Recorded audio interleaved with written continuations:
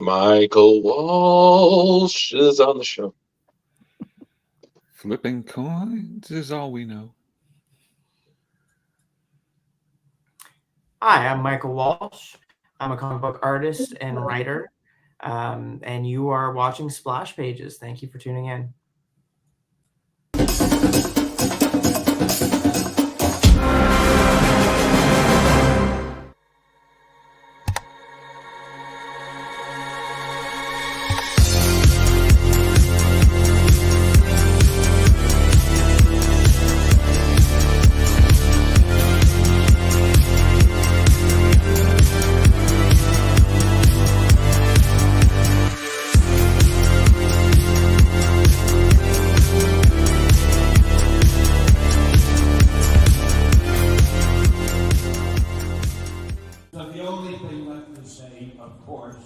Is the one obvious thing.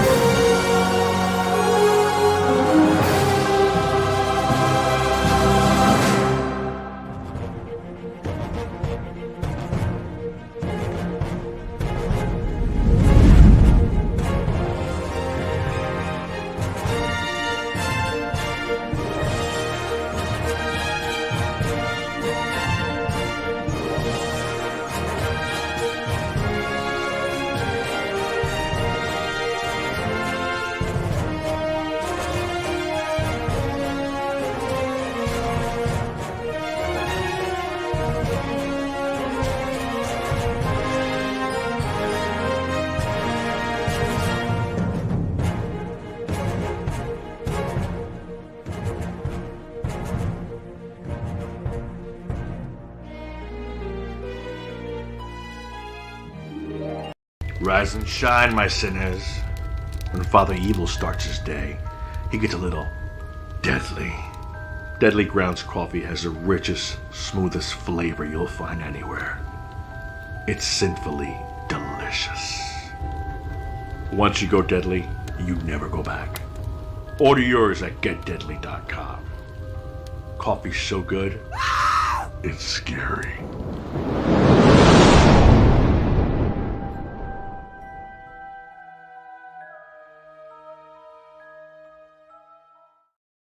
Hey, happy Tuesday, everybody. You are watching Splash Pages. My name is Leo. I'm the monkey behind the keyboard here. And, you're not seeing things. My background is slowly disappearing as I move. Yeah, it's going to be a fun show. Awesome guest, as always, but we'll kick it off over to Carrie. How's it going? Oh, we can't hear you, Carrie. No, you're muted. Hey, everybody. Sorry about that. I was trying to track down something earlier. Happy Tuesday. Everything's going pretty good. Got a mild concussion. Doing great, though. I'll get through that. I have a little bit of lag, so forgive me if I'm behind. And Reditosk says hi. And hi, Tom Dog. And let's see how Jar's doing. Tom Dog, it's Tuesday. It's so good to see that you're watching, as always. We love you. Thank you. And Leo, I must say, it is sad to watch your whole background disappear, but I can't wait to see the new background. Like, how much longer do we have to wait? I am going to be moving in 2 weeks. So yeah, and then it's going to take a little bit of time to get ready, set up a new place. Well, over to Drew, because he sounds like he's ready. Damn it. Hi, everybody. It's Splash Pages, and I am running late. So, hi, we're busy, and we got things, and we're doing things, and angles are important when showing off to the public. But yes. Another beautiful shirt, by the way. Thank you. Got to live my life. One graphic at a time. But yes, so we have a superb guest on tonight. A terrific creator who I got to meet once, and he was stellar in real life. So everybody, definitely get there. He's done a lot in the industry, from Spider-Man to Silver Coin, writer, creator, artist, everybody. Mr. Michael Walsh. Yeah. Hello, everybody. Thank you for having me, guys. I'm excited to chat. Yeah, we're excited to have you. Yes, excited. I wore a shirt just in case you didn't come. I don't know if you guys remember Tim Jones replaced Michael Walsh the last time, so I made sure to wear the Tim Jones shirt just in case we had to. Tim's always with us in spirit, so it's He you is. know, Yeah. and surprisingly an awesome singer as well. Indeed, quite. But yes, it was really great. He was on the phone. But we're here, and our guest is here, and we're gonna talk about him. Super So, excited. So super. let's dive right in, I guess. You're from Canada, and I need to know, because I heard this in one of your interviews. You like pineapple on your pizza, and it's like a Canadian thing. It's like protein. This is what you start with. I'm sorry, it fascinates me. Why? It's a controversial topic, but I like sweet and spicy things. So one of my favorite pizzas is pork, jalapeno, and pineapple. It's delicious. It's a very Canadian product, but I highly recommend it. Hey, See, they tried to sell it to us as Hawaiian. They tell us all the time it's Hawaiian pizza. I'm like, I've uncovered the truth. It's Canadian pizza. I think you have to eat it with Canadian bacon, right? Well, I actually the pizza shop close to me is run by a Chinese family, and they do Chinese barbecue pork instead of your traditional Canadian bacon, and that's the ideal version of this pizza. See, Drew, you thought this would go nowhere. I knew what I was doing here. No. Now, I'm actually mad at you now because I was thinking so highly, and now it's like 5% less of Michael Walsh because I am not of the pineapple belongs on pizza mentality. It's more like that person deserves to get punched. Oh my! Yeah, it's the one few things I will move to violence. Like that person who always has to say, when you're a fan of Ghostbusters, well, I don't believe in ghosts. I was like, who says you had to believe in ghosts to watch a fucking movie? Like it's like wow. It's like that scene in Toy Story. Like, who invited this kid? Like, really? We're like, no, go try again. Go home. That's fine. You know, we respect everybody's. You know, everybody's. Listen, about pizza. If we were sitting with him at Pepe's and he said this, I would just pretend I had a moment of temporary deafness, and I was like, no, it's fine. No, just order whatever you want. It's like, oh yeah, I don't know what that is, so I won't acknowledge it. Wow. Remind me to take off my glasses next time I see you. Well, Mine is. Whoa. I'm sorry I went with pizza first. Well, it you know, most of us here are, from New England, so pizza is very, like, especially, Connecticut, we have to represent with like the best pizza, it's they think. Sorry, Drew, about New York pizza, but Connecticut, New Haven pizza. Well, Leo, you have to understand the punches are for everybody, so you can just keep talking, Mystic Pizza. You can just keep going in. Okay. I know exactly what you're talking about. And I will give you Pepe's and Mystic Pizza were delicious. But you know what? This is not the tone I wanted to start with. Because now I sound like a pizza bigot and I don't like it. So yeah, you do. Can we talk about the work? How hard is it to collaborate with multiple people on one book? Talking about Silver Coin, of course. Oh my. Wow. Oh yeah. It's tough. Well, especially on Silver Coin, where I don't have the editorial infrastructure to take the load off. I'm essentially doing almost everything myself in terms of the day-to-day organizational aspects of the book. I'm lettering it. I'm essentially show running it. I'm co-editing it with Chris Hampton. I'm breaking plot and characters with people and keeping the continuity in check. And then on top of all those things, of course, I'm drawing it and coloring it and writing every 5th issue. So it's an immense amount of work, but it is also really rewarding because I'm very lucky, and all the people that I've asked to come on board the project have been really amazing to work with. They've been sweet and amenable to everything that I asked for. So yeah, it's been the most rewarding project of my career thus far. Honestly, Absolutely. it's such a stellar lineup of writers that how could I not be thrilled to work with all of them, right? Absolutely. I mean, do you have a favorite story so far? I don't know. It's tough to say. Of the ones that other people have written, I really liked James Tynion's issue. the diner was amazing. Yeah, and it's definitely that issue is a fan favorite. I really like the first issue a lot, just because I think that's what pulled everybody, all the readers, into the world and got us such a solid reader base for the book.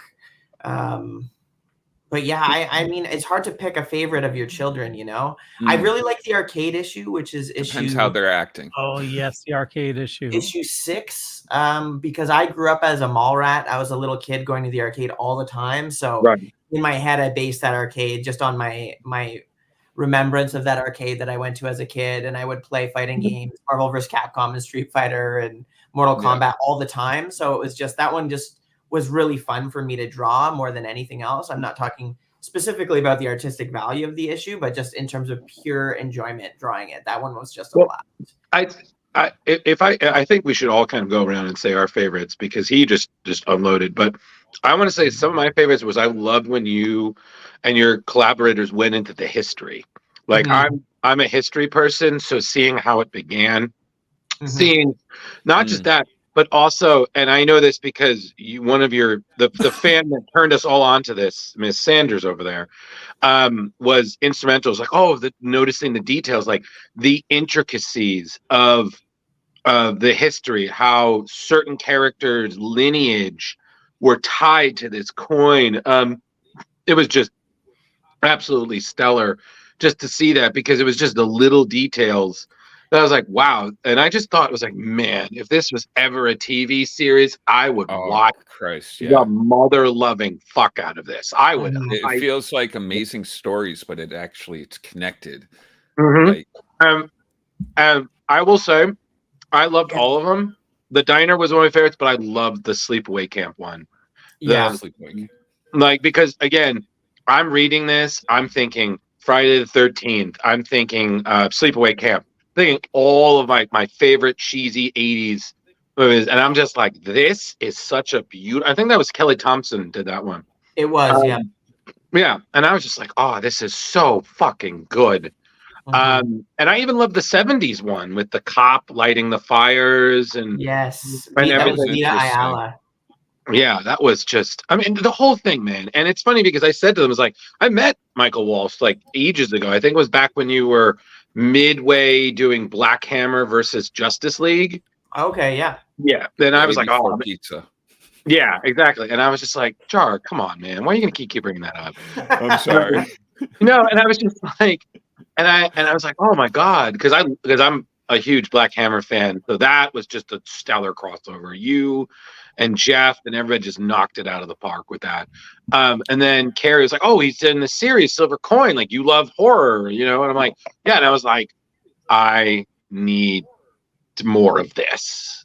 Like, this was awesome. Just a stellar horror anthology, which you would think people do a lot of, but I don't know. It's just like, it wasn't like this. Like, just, this is just so well done. That's just my thoughts. Like, if anybody needs to know how I think, buy this fucking book. Buy all of them. You know, Thank you. I really appreciate that. Was there a question in there, Drew? Do you have a Bible for this? Oh, there's a. Oh, okay. So, because the question I had, and I thank you, Jar, because I kind of got lost in my praise there. So let me just swerve back into. Let me Tokyo drift my thoughts here. I know that you do a small thing where you illustrate on your website or something. You have nightmares, and you wake up and did the silver coin come out of one of those nightmares? No, so I had been journaling those nightmares for years. Really cool stuff, by the way. When I decided to do the silver coin and I roped in all the writers for the first arc, the Sleep Stories, that website, was actually just a little bit of practice to do some horror and mood drawing. Right. in the vein that I was going to draw the silver coin just to get myself warmed up because I hadn't drawn an extensive amount of horror in my career yet.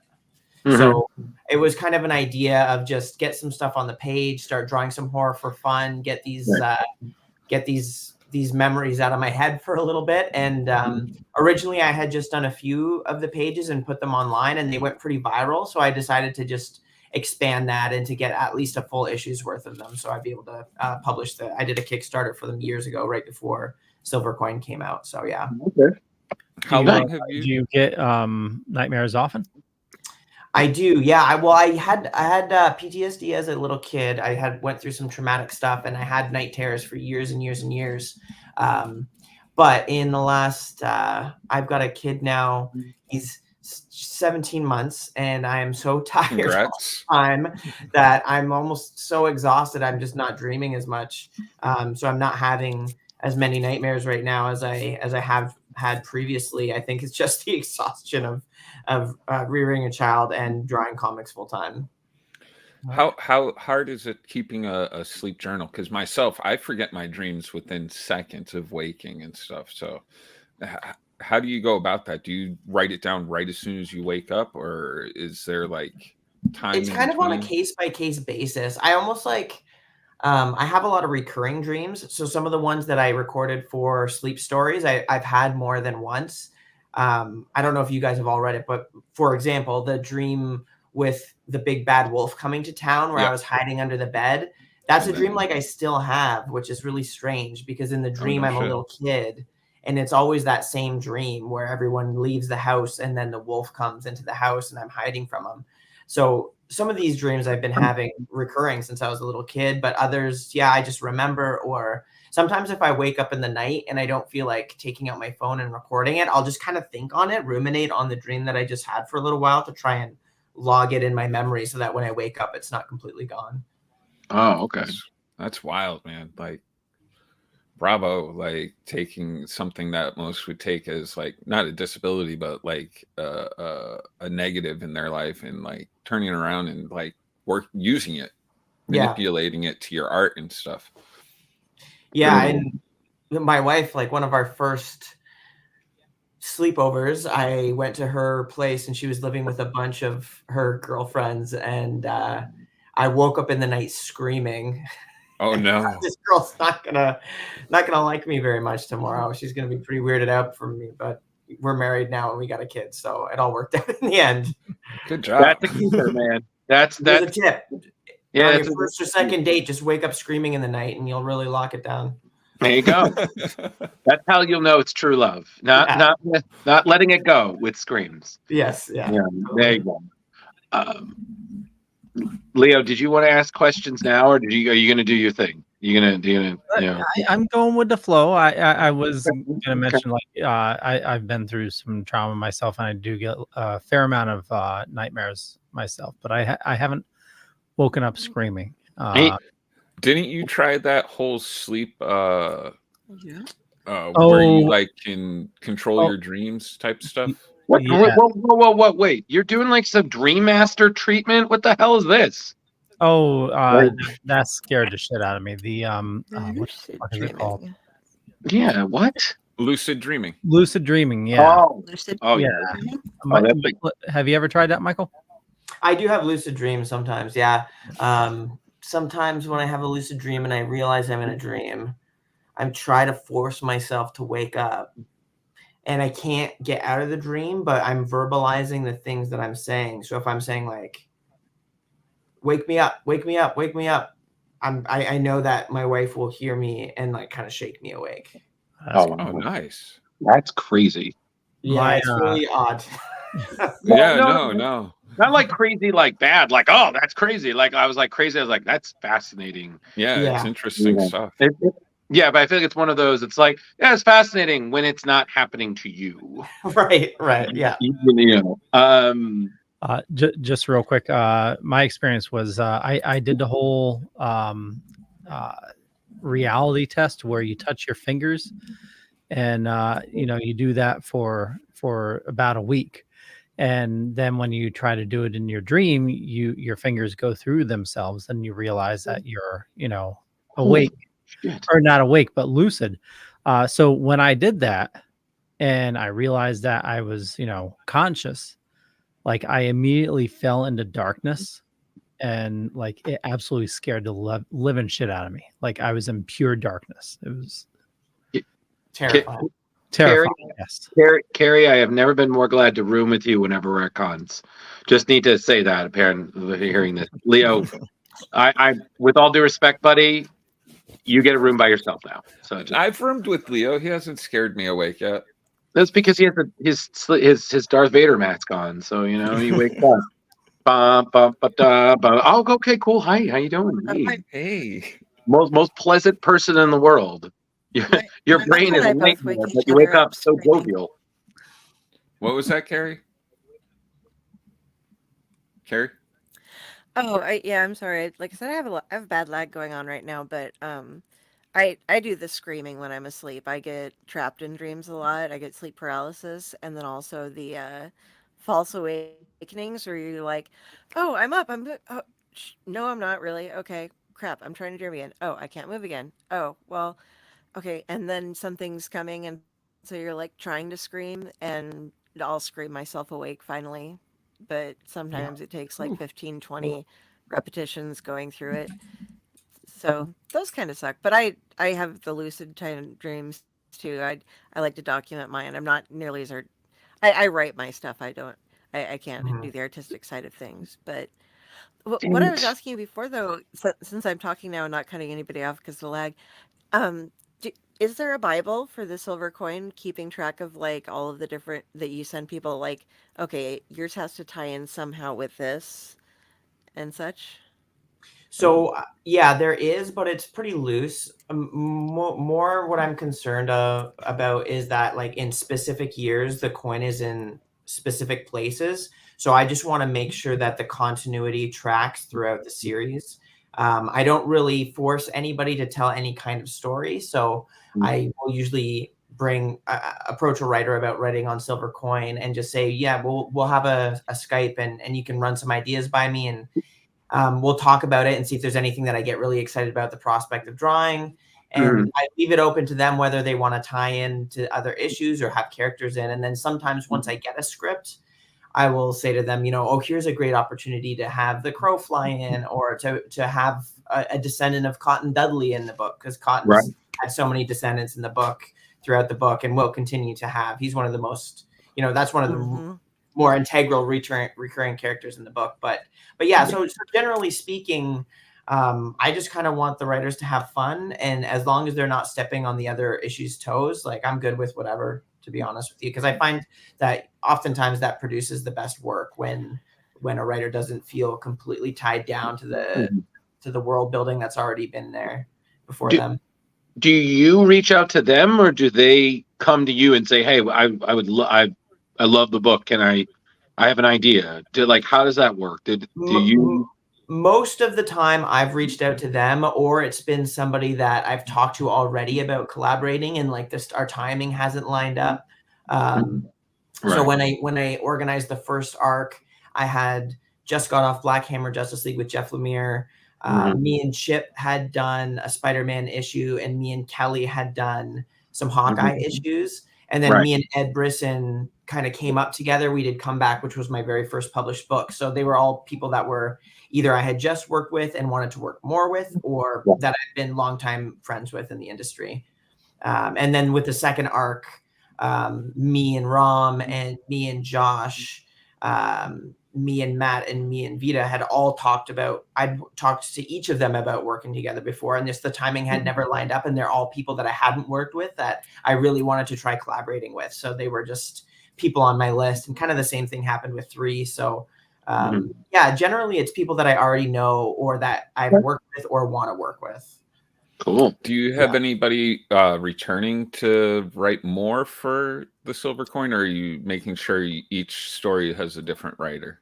I can't spoil too much about the next arc. Ah, damn. But next arc. Yes, I'm sorry. That's good. I'm sorry. I will say that the possibility of people returning is something that could happen. Okay. That's beautifully vague. Wonderful. Definitely enough to keep us hooked. Yeah. Nice.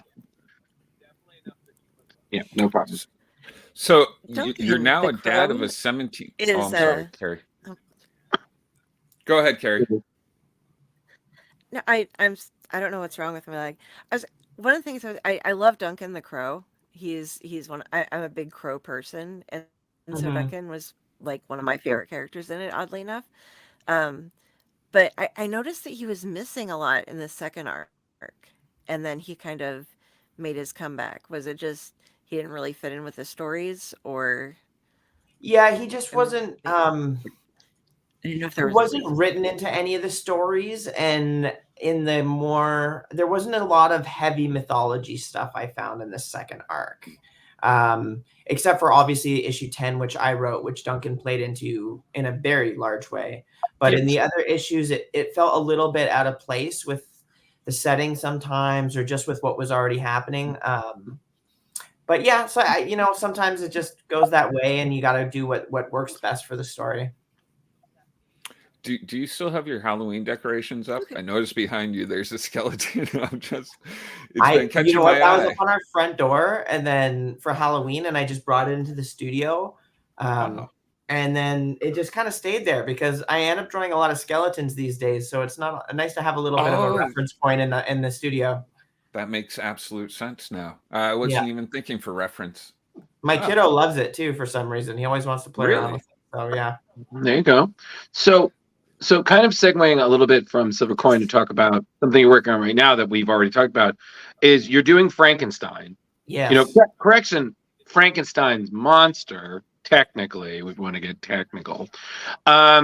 You're the latest in the Universal kind, I don't want to say relaunch, but it's a comic series. They had James with Dracula. They had Ramves doing Creature of the Black Lagoon, and you're doing the story and the artwork. Mm-hmm. How do I say this? You're telling a story of a very familiar monster. I mean, iconic. What was your approach? What are you? I guess what are you trying to bring to the table? That's like the fresh take. Is it elaborating on things we don't know about the character? Yeah, that's a great question. So the prompt for the Universal Monsters comics is that the original films, the Universal films, are in canon, so we're not allowed to change any of the lines or any of the events from those films. But we were given the opportunity to either tell a prequel, tell a sequel, do an adaptation of the film, and they gave us a lot of freedom to come at them with some ideas for what we wanted to do. So my idea with Frankenstein, because I'm a huge fan of the Mary Shelley novel, I think it's one of the greatest horror novels of all time, and I'm a huge fan of the 1931 Frankenstein film. But the 1931 film, as visually stunning as it is a very short movie. It's only just over an hour, so you don't get very deep character arcs. There's not too much complexity in the themes. And I wanted to bring some of the stuff that I love about the Mary Shelley novel into the universe of the Universal Monsters creatures. So my idea was to do each issue would tell the story of one of the body parts of Frankenstein and where it came from and how they all connect. And so it's introducing some new characters that aren't in the movies, and then it's showing some of the most iconic moments from the actual film, from the 1931 film. So you're going to see the it's alive moment. You're going to see the big lightning bolt bring the creature to life, and the crazy mob at the end of the movie, the little girl giving Frankenstein the daisy. All these big moments that are so iconic with the character are there, but there's also a really unique original story happening at the same time. So I kind of think of it as a companion piece to the 1931 film, where you don't need to have seen the film. You can just read the comic. Right. But if you see the film, I think there's going to be a lot of Easter eggs for people that are fans of it. And I'm really excited about one of the new characters that I created for the story, who's one of the main viewpoint characters, and his father's hands were used for the creation of the monster. And when he finds that out, he gets wrapped up in the story, and he's there for a lot of the moments, and really what I found fun ways to tell something different, but to still maintain all the things that people love about the character. So I'm super excited about it. I think it's the best thing that I've written and drawn before in my career. So I just want people to see the pages. It's such an exciting project for me.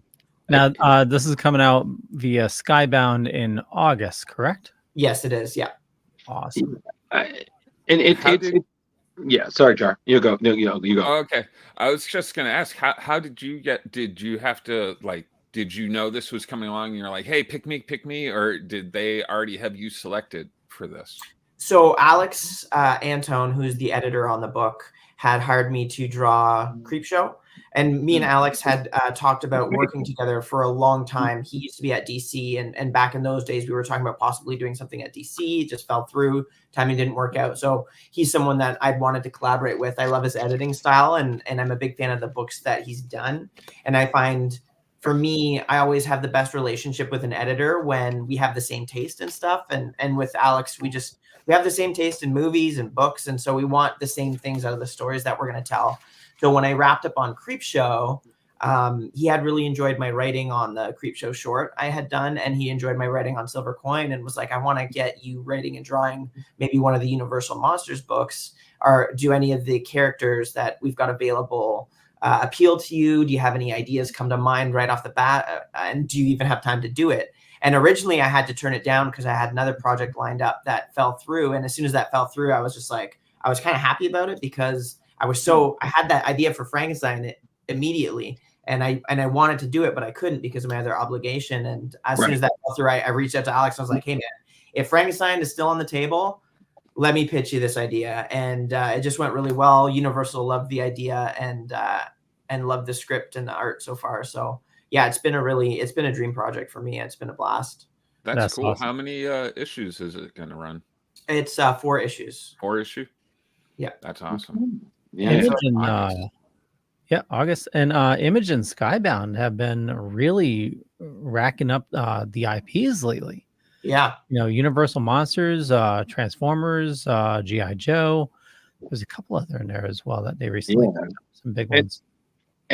And I think also what I just love is that, like you said, Easter eggs, because like my brain, like you said, Easter eggs, and I'm thinking like I was like, man, if I see Abbott Costello, or if I see just one reference of an Igor or putting a candle back, I will lose my shit. I'm just thinking of all the Frankenstein references.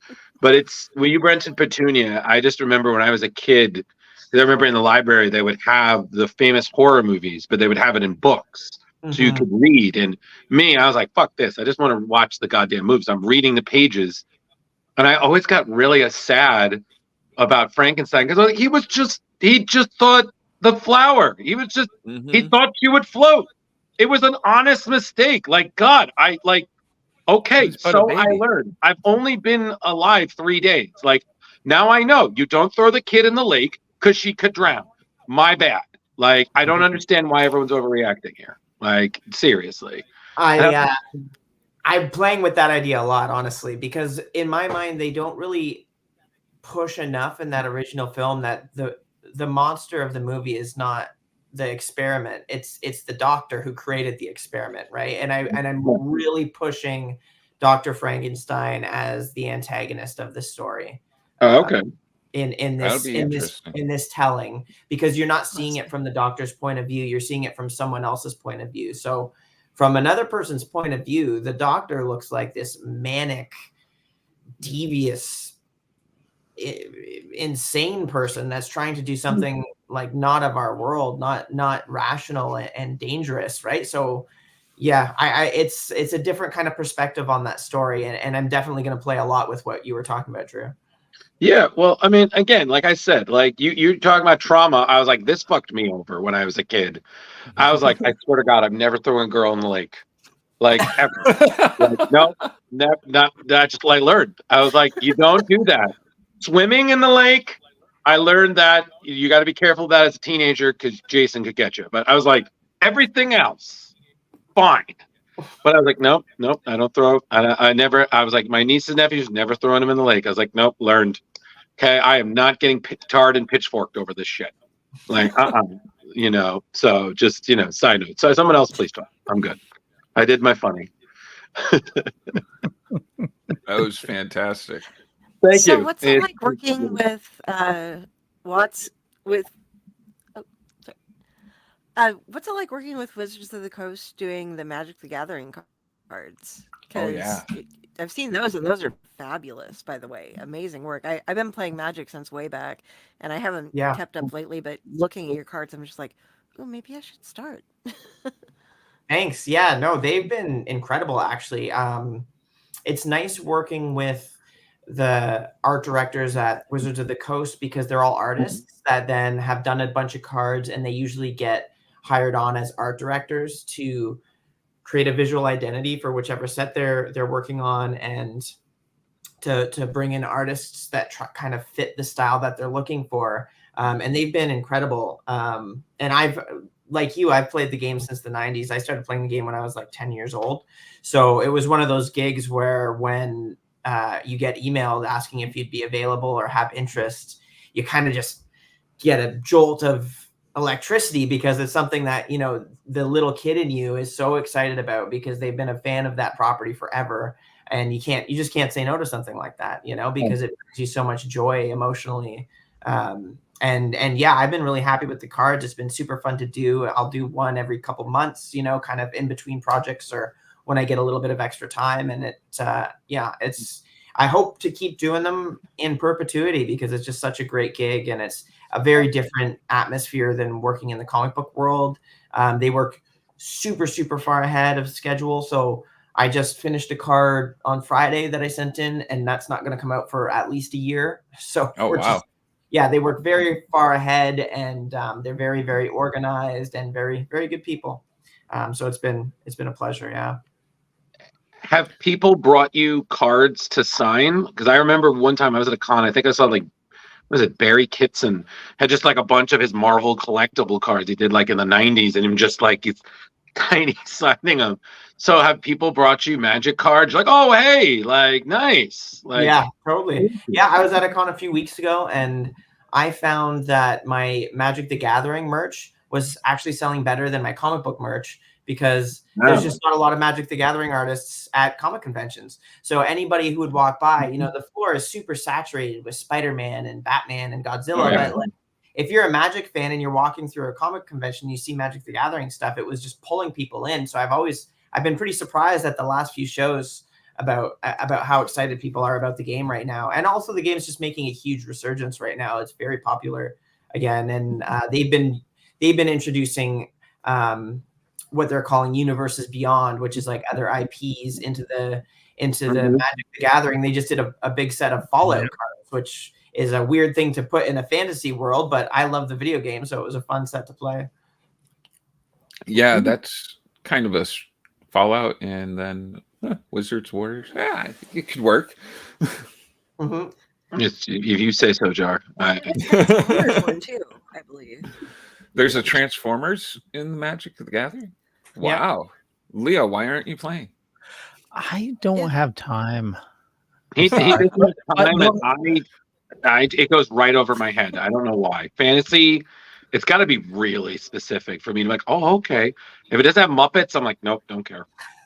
No, can't. If it doesn't have Muppets, if Peter Jackson isn't doing it, I'm like, no. Or, no, yeah, that's it. Muppets, or Tom Cruise. Jackson. No. Oh, Legend. Those are my three. I can't do any other fantasy. And I'm like, why don't you use a ray gun? It's magic. Why? I don't know. That's just me. So you're obviously super busy. You know, you have a new little one, and you have all these projects going on. What do you do for your downtime? Do you get any? You know, and not so much during the week. My schedule right now is usually during the week. I wake up at 6 with the baby. I take a break from 8 to 9 to like eat and just read something or relax for a few minutes. And then I draw 9 to 5. And then I take the baby for a couple hours. And then me and my wife have dinner and watch some trash TV and just go to sleep. That's like most of my week.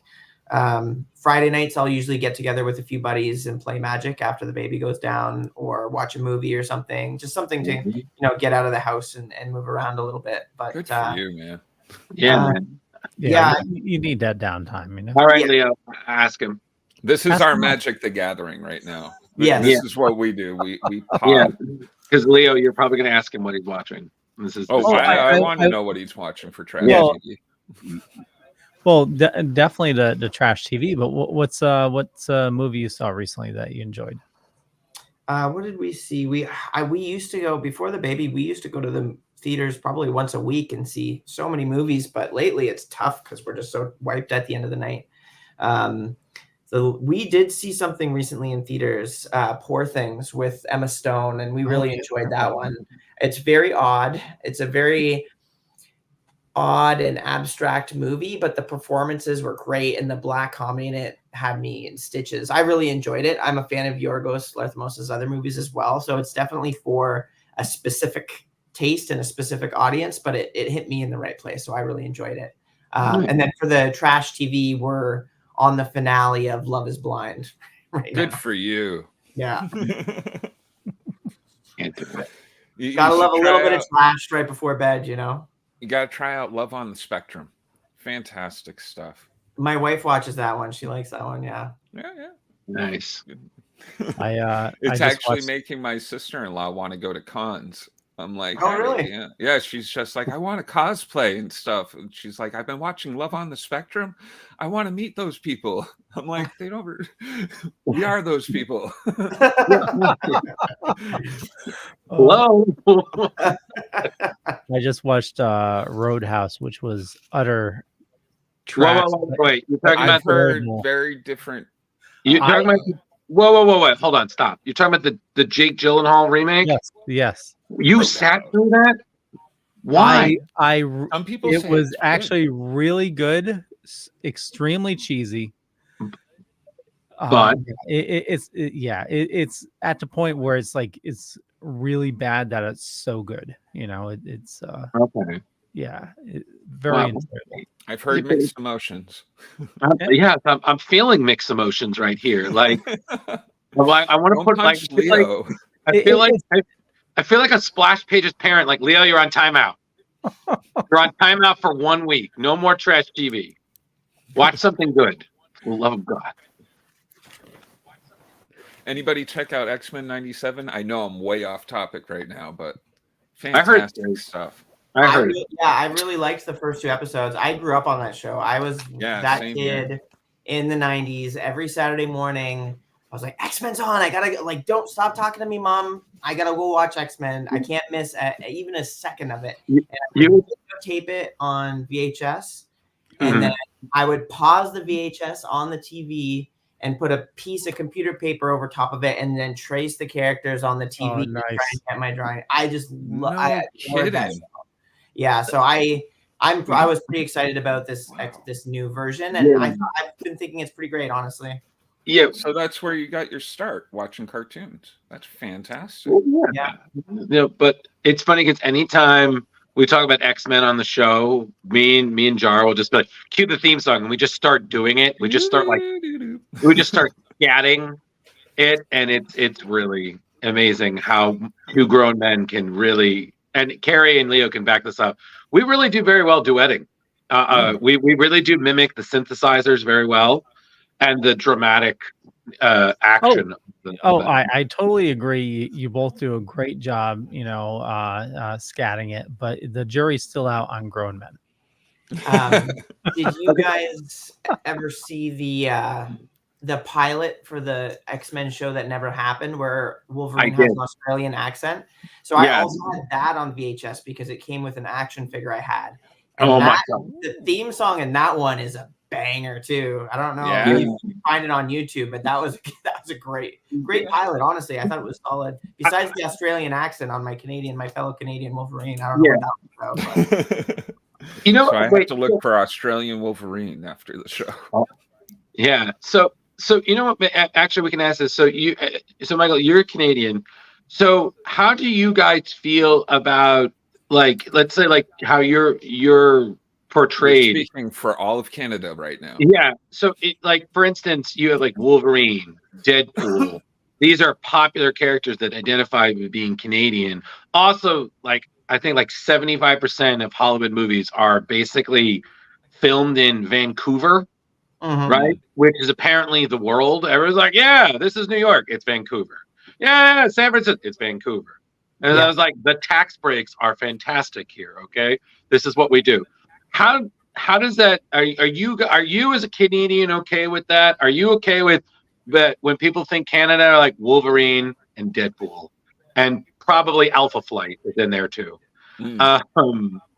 It's funny. Yeah, I mean, like, they're kind of caricatures, right? I live in just outside of Toronto, so I'm only about 45 minutes to Buffalo. Culturally, things are not very different here. I was just in Buffalo last weekend for a summit for something I'm working on, and it's so similar to here that they're like, there's obviously minute differences, but they're always caricatures of what a Canadian is actually like. It's so similar in actual practice of living here. I mean, Toronto is just reminds me a lot of New York, like a lot of Manhattan, just a mini version of Manhattan. But there's definitely, when you go to the prairies or when you go to the East Coast, most of my family's from Newfoundland, that's a very different vibe. But those people have a very different identity than Southern Ontario Canadians.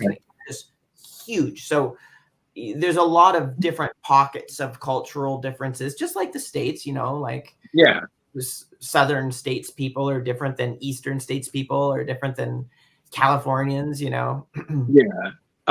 One of our friends on our show, Justin Cooper, just wanted to let you know he was saying hello, and he wanted to say he loved your work on the 2024 TMNT annual, I believe. Was that? Yeah, he's a big shellhead.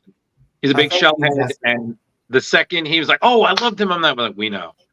I loved writing the Turtles. They're another property that I grew up with, and I have a deep, deep love and affection for every one of those characters. So when they asked me to write the annual, I knew I wanted to do something that was just kind of a love letter to the family aspects of that book, and how each of the Turtles they're brothers, and they are what is holding the team together. They're holding each other together. So I thought it would be fun to introduce kind of my version of Cable into that world, since the Ninja Turtles are already a riff on X-Men and Daredevil. So I was like, well, if they're already a riff on X-Men, like let's give them their version of Cable, kind of was my idea. Oh, beautiful. Yeah. But, that was so fun to write, and the feedback from fans of the franchise, long-term fans, has been incredible. So I've been so happy to see that. Do you still collect books? Justin's gonna grab you. Not as often as I would like to. I will occasionally collect single issues, but I don't know if I can move my camera around here. Yep. Wow, look at that library, kid. This is just a piece of the library too. I've just got boxes and boxes of books. Look at that page master right there. Look at that. Jealous. Yeah, I love comics. I read a ton of books, but a ton of comics and novels. But right now, I have been severely slacking on my reading, so I've got a lot to catch up on in the next little while. You're on the right show. You and Carrie should talk. You should see how much she reads in a week. It exhausts all of us. So you're gonna make me jealous, Carrie. I miss the days of voracious reading. Well, don't worry, Michael. We're still convinced that some part of her isn't human, because she's like, "Oh yeah, I read this whole thing in one weekend." I was like, "Carrie, that's more than I can read in a year." It's like, "Oh yeah, no, I did the whole thing. 70 issues, 2 days." I'm like, "Yeah." Oh, when do you sleep? Oh, it's like, "Oh, I'm fine." I'm like, 16 hours. 8 of it's reading. Yeah, exactly. I was like, "Yeah, go, Carrie. Defend yourself. Explain." Have you? No, I've always been a speed reader and a big reader. So, and I sleep a lot. So they make fun of me because, like, I made it through all of what was it? The first one that I read, there was 172 issues that I read in 3 days. The Ultimate Injustice. No, it was Injustice. No, it was that's insane. They decided on the show, they were like, okay, so we're gonna do the last 6 issues of Injustice for a show to talk about. I'm like, okay, so I have to read the whole thing so that I understand where we're coming from here. And they're like, You can't No, make no, it through no, no. Injustice. And I'm like, No, oh, young bet lady. me. Get the details right. We were doing He-Man versus Injustice, and you want to Yeah. understand all the context. And you're like, I'm gonna read everything. So now we have this joke, especially because I'm always recommending her books to read, that I have created a Galactus. So I'm her surfer finding new world for her to devour. So when she's done, to me, my surfer fun, I'm like, ah, crap, not this shit again. You know. Who's a big comic writer that you enjoy reading? Is there anybody like if they put out something, I've got to read it? Yeah, anytime Mike Mignola writes and draws something, I always will pick it up. Agreed. He's a huge influence on me for multiple reasons. I mean, I love his storytelling, the way he structures what he does, and I love the way he draws, and everything is so heavy and grounded and thick blacks and weighted. But I also find his career very inspiring because he started off at the big two like myself and seemed to find himself meandering a bit and took a chance on a create-your-own book that was just literally something that he really wanted to draw, and it took off, and it just gave him the career that he always wanted, and he was able to write and draw his own book and do the projects that he wanted to do. And I'm trying to, find my path with that career trajectory as well. But he's someone that I do find very inspiring, and will read everything that he puts out for sure. Yes, Drew is a Hellboy fucking fiend, I guess. Yeah. We call him. Absolutely. Yes. So what you just said, having met the man, I can 100% agree with you. Yes. And yeah, I was very lucky. Like early in my career, I did a issue of Hellboy. I did the Hellboy Winter Special in, oh God, I don't know what year that would have been, maybe 2015. And it was like surreal working with Mike on a Hellboy story because, like I said, he's probably the biggest influence on my career. But it was so early in my career that like I wasn't completely where I'm at now in terms of the quality of my work. So I'd like to get another crack at Hellboy at some point soon. But right now I'm just so ingrained in all the projects. I'm booked up for like 1.5 to 2 years. So who knows when I'm going to be taking that's a good problem to have. Yeah, man. I'm very lucky for sure. So I have to ask, just because I love hearing stories. So did you have any, like, have you had any crazy, like, fun or just like insane, like, con stories? I mean, you've been to a bunch of conventions, so, like, I think it's always fascinating that you can talk to literally people at the same con. Everyone will have a different story. They might intersect or be similar, but they'll all be different. So you ask, like, what was your crazy story or funny story, or it's like something ridiculous? And let me just tell you, when I ask this question, we're never disappointed. I don't know. It's hard to say. Like, I feel like for me, a lot of what makes cons so fun is getting to see my colleagues that are on the other side of the world or the other side of the United States that I only get to see once or twice a year. So a lot of cons for me is like really pushing to get through the day and then going out and drinking a million beers with, a bunch of people I never get to see. And those are always just like such great memories of just connecting with people that, it's a very solitary job working in comics. You're sitting at a desk by yourself all day, every day, just hunched over, drawing pictures, turning into a little goblin person. So it's nice to be able to get out and to see these people and to really connect and make those connections. One thing that was really cool was meeting Frank Miller, who's just like a legend in every way, really. And I know that his work has become divisive over the last little while, but he has written some of the coolest and best comics of all time. I still think Batman Year One is like the best Batman story. I'm a huge fan of David Mazzucchelli's art as well, so I think the way that they came together on that was just perfect. His Daredevil stuff obviously is incredible, but yeah, like meeting. So for now, right now, it's weird for me because like I'm meeting a lot of these people that are my heroes as a peer, which is just something I'm even still like being a professional for 10, 12 years at this point. I'm still getting used to like meeting Frank Miller at a signing and being That's so introduced cool. to him as someone that's like on that level, you know, and it's so surreal, and he was so sweet, you know, like with Frank Miller, the stuff he's written is so dark, and some of it is so almost cruel to the characters, so you don't know what to expect when you meet someone like that. But he was just like the sweetest guy, and he was just so happy to be there, and he was just saying, this is such a nice convention. Everyone is so nice. Aren't you just having the greatest day? And I'm just such a big fan of your work. You and Jeff are doing something really cool on Black Hammer Justice League, and it was just really a special moment for me. But wow, yeah, pretty cool. That is very cool. Yeah, like what an accolade. You're like, yeah, Frank Miller knows my work. Yeah, like, you did good, little Mike.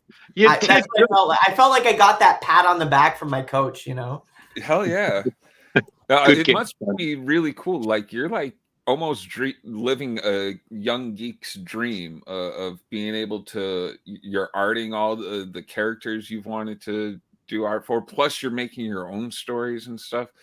Man, we got to get rid of the night terrors for you. We got to figure something out. No. Oh, that's true. Then he will be too powerful.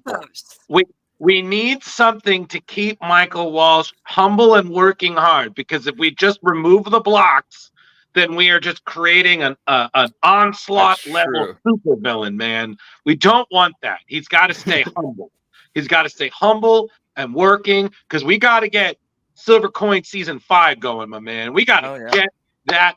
We got to get that schmo. I want the Netflix show. Yeah, man. That'd be insane. I'm telling you, if we get that, I will hype the mother loving fuck out of that. I'd be like, watch this show. And also, side note, check our interview with the creator of it. Just saying, side note, just shameless promote. But absolutely, I'm telling you, if they've said, "Oh yeah, Silver Coin's a show," I'm like, we called it. We called it. I'm working. I can't really talk about it, but I'm working on it. It's just TV and film stuff is really tough. There's a lot of moving parts. Yeah, no, we get it. Yeah, but I'm trying. I'm doing my best. Hey, it's nice that they're going, definitely into the deep end of a lot of like independent stuff and unique stories. Yeah. Especially since you have the big two, doing what they're doing, and some people think there's a little bit of burnt out, and then you see, these independent shows just killing it. Yeah, I don't necessarily think it's burnout in the genre. I think it's just burnout of kind of subpar movies. Yes. Yeah. Just pumping out stuff that should be TV shows or just not putting enough thought. It's almost just like they're putting out stuff just to put it out instead of just like spending the time on a good idea and making a really good product. But thank you. Right. I don't even know what Marvel's direction is right now. I'm sorry, Jar. I feel like I agree that the same thing with horror. Like I just was in the theater seeing Frozen Empire recently, and Dune Part 2 before that. And I remember for Dune, there were like 15 movie trailers, and I just saw like movie after movie after movie, and the entire time, minus like 2, I was like, nope, not doing it. Nope, do not give a shit. Nope. And they had like The First Omen, Immaculate, If, all these things, and I'm like, hey, I have no desire to see any of them. Yeah, but then there's this random trailer for Monkey Man, which looks friggin' insane. Thank you. That's right. Indian one, right? Yeah, the one with the mask. Right. Yeah, that looks cool. Awesome. Awesome. But that's what I'm saying. Like, I agree with you, Michael. It's just like, where's the thought? Like I think we need to do is we just need to embrace the weird. I feel like they did that so much more in the 80s, where it was just like, okay, let's give this a shot. You know what I mean? Let's just, especially with horror, just God, take a minute and just say, let's just do our own thing. Yeah, it may not be an original idea, but it's our take on it.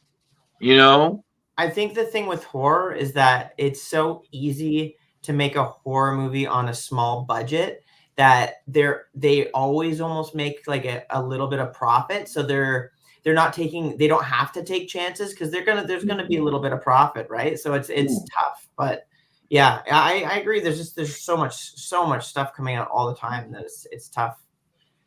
All right, we're running close on time, so I'm going to give my last question. Go, Jar. What tech could you not live without, like for either doing your job or just in life in general? Geez, that's tough. I like to think that even if my computer broke down or my Cintiq or any of my digital tools, that even if I couldn't find a brush, like I'd still find a way to make marks and make drawings. So I think like for me, one of the most important things is that I always just have a nice brush at my table for inking and for drawing, because the brush is probably the most versatile tool that is in any artist's arsenal. You can get thin lines, thick lines, textured stuff, clean lines. There's just so much versatility in a brush. So as long as I have a brush, I should be okay. I think that's probably my most That's important. acceptable. Yeah, that is acceptable. A brush is technology. Yeah, if we're talking technology, I have a big Cintiq that I draw a lot of my preliminary work on, and even a lot of my finalized work now, because I'm just trying to save time and cut corners. So that's pretty important to my process, because when you're drawing on a Cintiq is like a big standing tablet, it feels like you're actually drawing on paper still. So you're still getting that tactile experience of drawing, but you're just doing it straight into Photoshop. So there's no mess. You can Control Z any mark that you make that isn't perfect.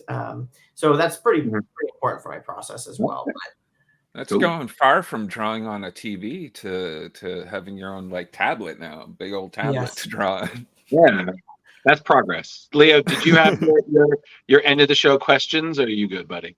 I'm good. I asked my questions throughout the show. Gary, do you have anything before we let him go? Okay. This is something we've had that's been not a recent phenomenon, but for us it is, going over variant covers a lot. And there have been so many variant covers out lately. We've gotten to where we do a segment on them. Is there a comic that you would like to really get in on with everything else that's coming out these days that you would love to do a variant cover for? That's tough. That's a tough one. I have been very lucky in my career, and I have done variant covers on like all of my favorite characters, really. You know, I did an X-Men book, I did an Avengers book, I did a Spider-Man book.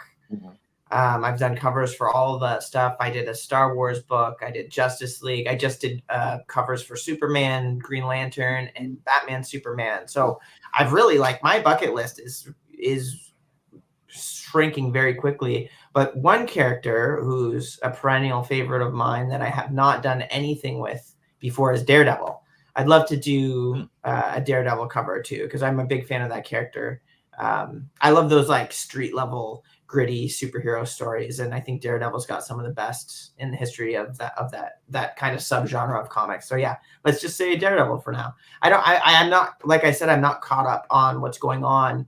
The last thing I read of Daredevil was the first 2 arcs of Chip's run, and they were super good. Chip's one of those writers that can kind of do anything. Like, he writes comedy so well, and he just crushed it on Daredevil from what I've read. So I'm excited to kind of get through that when I have a little bit more time to read. Okay. Yeah. Nice. Okay. And exciting to hear you're doing a cover of Batman Superman. That's really good right now. Yeah, I did. So I think it's been solicited. It was for the arc that has the Kingdom Come versions of the characters in it. So it's like a white background, and they're both flying over top of each other. And I did it. I fully painted it traditionally. And nice. And stuff. So I had a blast with that. That was super fun. And I love Kingdom Come. So that was also really cool to be able to do my versions of those characters. Nice. Awesome. That entire run is just awesome. I wish I got into it sooner, but yeah. Well, we will let you go, Michael. I want to thank you so much for your time tonight. Absolute pleasure speaking with you. one thing we do ask, where do you like people interacting with you on social media? Instagram is a good one for me now. I used to go on Twitter a lot, but I've just been finding it's not been the same since it became X. So I'm on give it to you. X. X is not gonna give it to me. He's not going to give it to him. Jar, leave him alone. So yeah, I guess Instagram, X, or Blue Sky are the 3 that I'm most active on for sure. Yes, Wow. Blue Sky. Leo, see, you didn't have to bring up Blue Sky. He brought it up himself. I know. It's spreading. It's spreading. And he's got his first name on his real name on there too. It's just Michael Walsh, isn't it? For the first time ever, Michael Walsh is one of the most common names ever. I think from 85 to 95, Michael was the most common name for a boy. And then Walsh is also an incredibly common name in Ireland and Canada. So there's millions of Michael Walshes out there, and I've never been able to get my actual name on any social media, and this is the first one. So I'm really hoping Blue Sky takes off. That's the only reason. Fingers crossed for you. And I want to remind everybody, Frankenstein comes out in August, so make sure it's by Image and Skybound. So make sure you hit up your LCS, get your orders in now, because as we know, as we know, books are selling out left and right. So it's definitely got to make sure you get your order in. Michael, thank you so much for tonight. And like we mentioned, before we logged on, if you hit the leave studio button, it will prompt you to go to an uploads page if you don't mind doing that. And that way we have your whole video and audio separately, and we do editing afterwards. Yeah, sounds great. Awesome. Thank you guys so much for having me. I had a blast. This was a lot of fun. Yeah, you're welcome to come back anytime. Please, all big fans. So just honestly can't wait to see what you do with Frankenstein. So and more silver coin. More silver coin. Yeah, absolutely. Can't wait for that too.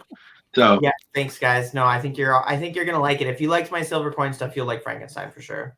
Oh yeah. Got it. We're sold. We're buying it. I mean, what? Yeah, no, great. Have a good night. You have a good one, Michael. Thank you. Thanks again, guys. Have a good night. You too. Good night. That was awesome. God, we fan boy and girl so hard. Yeah, we did. That definitely was more of a everybody was very like, oh my god.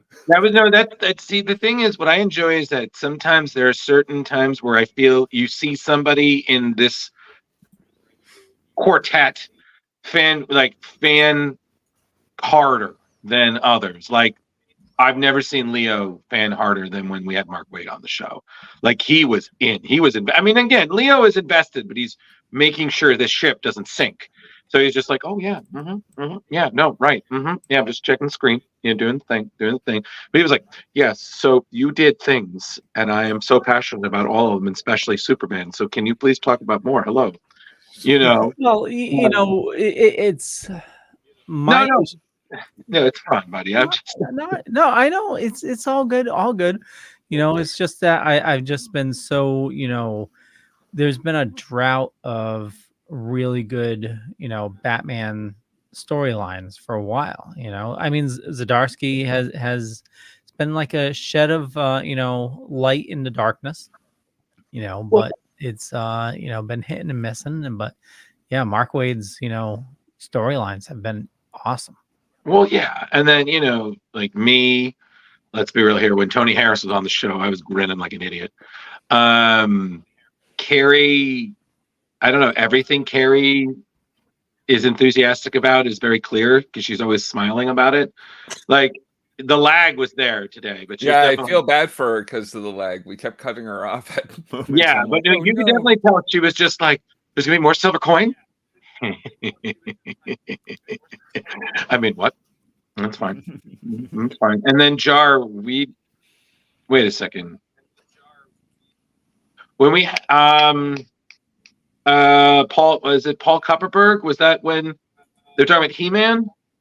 Right? Yeah. That you were like, oh hi, you like this is a grave injustice. I can fix this for you. Great injustice. Yeah. Yeah. It needs to be mentioned on When We Were Toys, or Yeah, what no, was no. that show? I don't remember. Well, speaking of He-Man, I haven't seen the video yet, but one of the toy reviewers I watch looks like there's a big Motu news announcement. I haven't seen it, but apparently What is it? I don't know. I don't. What I is was, it, I was man? asking. I was asking if you knew, being the Motu expert. I'm not up on the toys these days and stuff. J-Lo. So if it's directly so much- toys, Leo, A there's lot so of the much toys- yard work. He can't follow the toys for because he's real. working in the yard. but I His didn't big- really like the Masters of the Universe, Teenage Mutant Ninja Turtles crossover. None of the toys jumped out to me, so I didn't get any of them.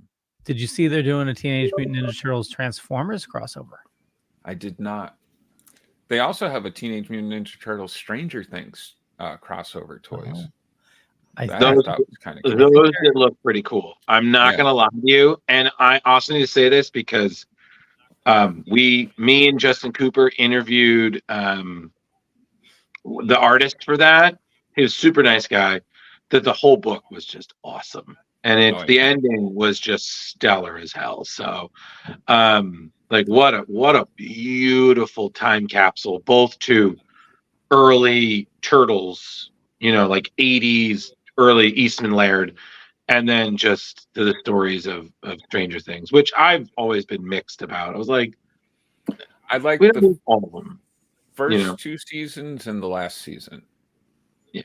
But But was kind of mixed. Oh, we got a lot to get to. yeah, we got Yeah. a lot of news. I was gonna say, this banter's cute, but let's drop some sweet news. Well, before we do, I was just gonna say I think it's gonna be the pizza van as a transformer.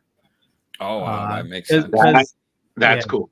Yeah, so I could imagine it's going to be like like an Ironhide, but as a turtle.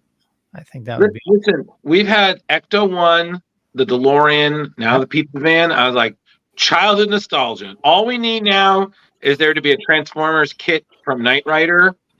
Boom, done. But I'm sorry, I will officially stop if they do Transformers Dukes of Hazzard. I'd be like, Oh God. yeah, exactly. I was like, yeah, we don't need to see that generally. Though I could see Starscream as one of the sheriff's car, big. Oh, Boss Hog. Boss Hog's car. Yeah. Yo, okay, we need to, Leo. Let's roll out Variant Watch before we just start. Yeah.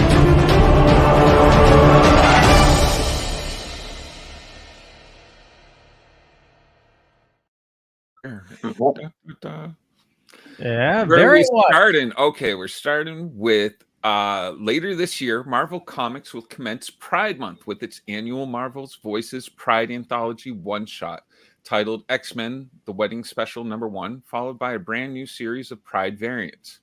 Available for purchase throughout June, this year's Pride variant covers showcase the talent of two promising artists in the industry, Betsy Cola and Davey Go.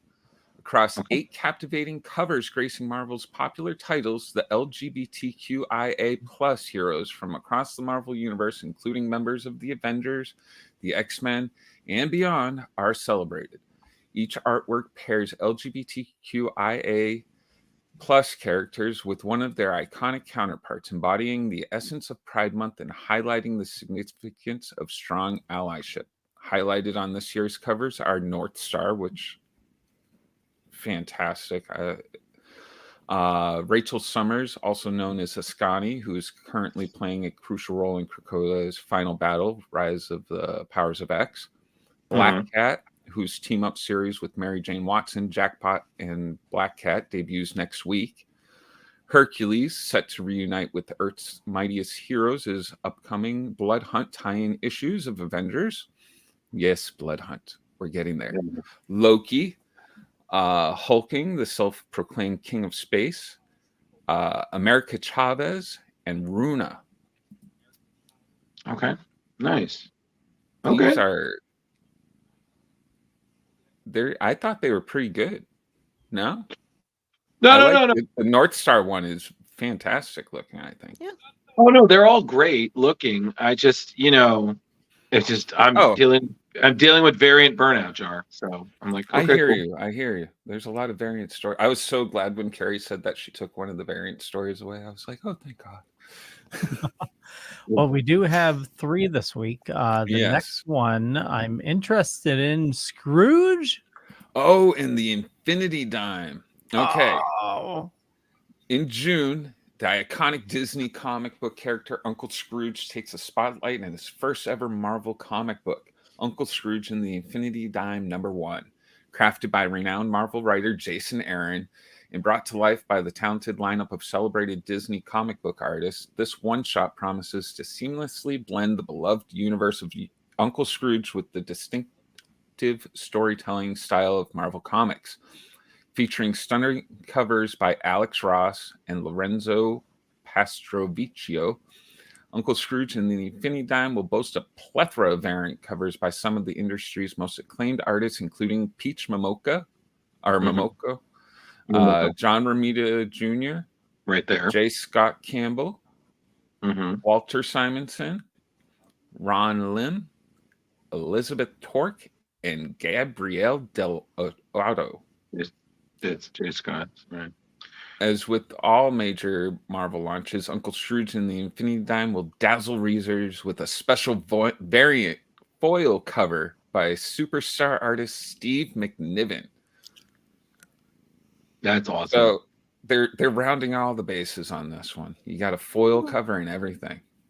And it's so funny because you're literally Leo's Burnett. I feel like I know each one of these artists just by their cover. Like that's Gabrielle Delato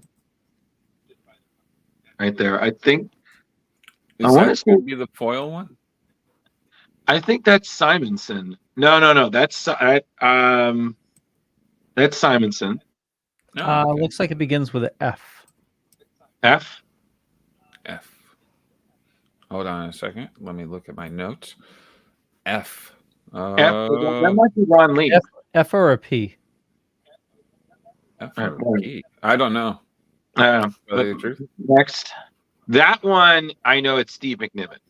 So that's I think the foil variant jar. That looks friggin' incredible, right? And then that's Peach Momoko. I know her style, and that's also Scrooge from the Disney Christmas Carol. So that's great. That's J. Scott Campbell. That's interesting. That's him. And then that one be Simonson. Yeah, I think that's Simonson. The other one I think might have been Ron Leem, because the last one I know is Elizabeth Torque.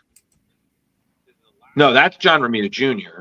Because I know he loves that pose. Those lines too. I can tell his art anywhere.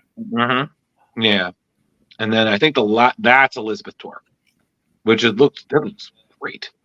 But yeah, very polished Uncle Scrooge right there. I'm wondering what the Alex Ross one looks like. Well, the Alex Ross one we saw earlier, that was him jumping into the coins. He did the DuckTales, but it's like Alex Ross. So yeah, I remember that. Yeah, when this was first announced, they had the covers by Alex and Lorenzo. Yeah, I remember that. Yeah. Yeah, he DuckTaled. And when is this coming out? This comes out 6/19. June 19th.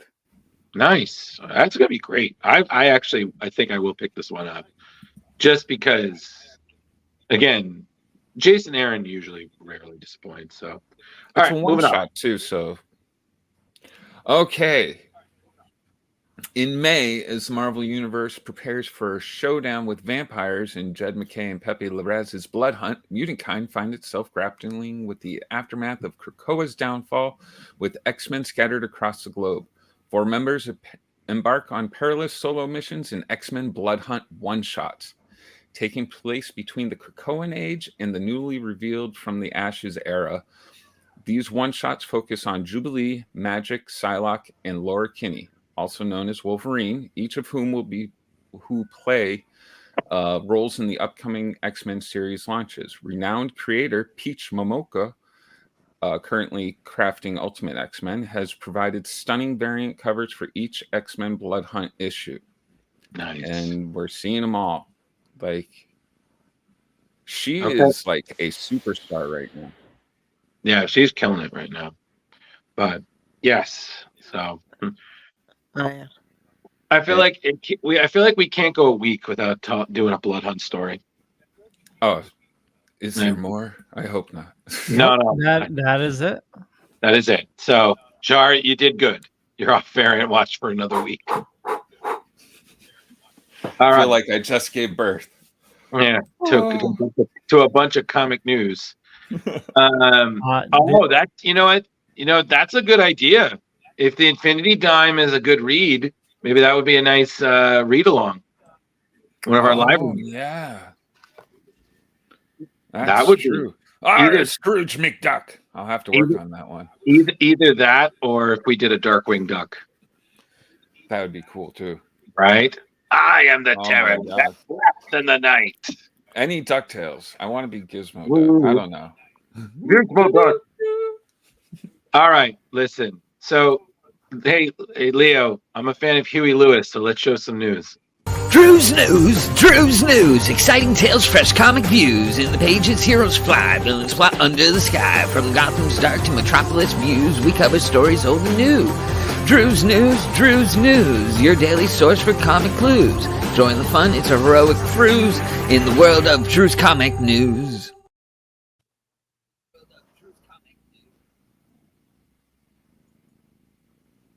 I hate all of you so much. I like the dances. It's something to dance to. Yeah, you would know. You did the theme song for it. All right. So what's? Oh, right. This is me. Yes, it's the Ultimates. So, as we've seen since launching in January, Jonathan Hickman and Marco Cicchetto's Ultimate Spider-Man is a huge hit. I believe the last time I saw, we were on the 4th printing of issue 1. Issue 2 definitely hit a 2nd printing. And now we find out with, I believe, issue 3 coming out this Wednesday, a preview of issue 4 shows that not only are things different with Peter Parker having a family with Mary Jane, but also we see that in this universe, Gwen Stacy never met her iconically infamous fate on a bridge dealing with the Green Goblin. Instead, she married the ultimate version of Harry Osborn and now co-runs Oscorp. So we find out that while the Parkers and the Osborns are on a double date, they talk about the dark corruption that we know is the Illuminati of the Makers people running the show and try to prevent the world from being essentially saved by heroes. Little do they know that 2 of the people are essentially already a part of that growing tapestry as Spider-Man and Green Goblin. So what we're seeing there right now is Mateus Manahari's Marvel It Girl cover, which is beautiful. And then already the artwork by David Messina, who has done work in the Ultimate Universe in the past. Now, he's going to be bringing his style to the book for about 2 or so issues. And then Cicchetto will be back for Ultimate Spider-Man issue 6. So this, since issue 3 is coming out this month, I think this will be next month's book. Super pumped. Can't wait. Ultimate Spider-Man is, again, the crown jewel of the Ultimate Universe, in my opinion, and it's such a great time to be an Ultimate fan again. Yeah, you guys are having a renaissance. Listen, Jar, we got the Ultimate Universe, and there's a new Ghostbusters in theaters. I feel like Robin Williams in Jumanji right now. Like, what year is that? You know? So that's that. But I have to say this to you guys, to anyone watching, if you are not getting on that Ultimate Universe wagon, this is the great time to do it. Please support this. This is a great project. So, trust me and Carrie, because we have good taste, because we spent countless hours making sure we rooted out all the bad ones.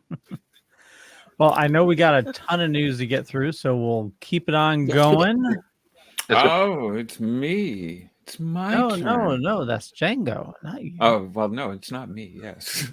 Jango Fett, the infamous Mandalorian bounty hunter, has become a standout figure in the Star Wars universe since his debut in Attack of the Clones. Known as the genetic source for the Grand Clone Army of the Republic and father of Boba Fett, Jango's character has garnered immense popularity. Played by Tamura Morrison, notable for roles in Once Were Warriors and The Book of Boba Fett, Jango's memorable scene unfolds on the rainy planet of Kamino in a duel with Obi-Wan Kenobi, followed by a thrilling spaceship chase through an asteroid field. His story tragically ends when he is killed by Jedi Mace Windu during the Battle of Geonosis. Marvel Comics is now delving deeper into Jango Fett's background with a dynamic 4-part miniseries titled Star Wars Jango Fett. Set to debut on Wednesday, March 20th, which is a week behind us.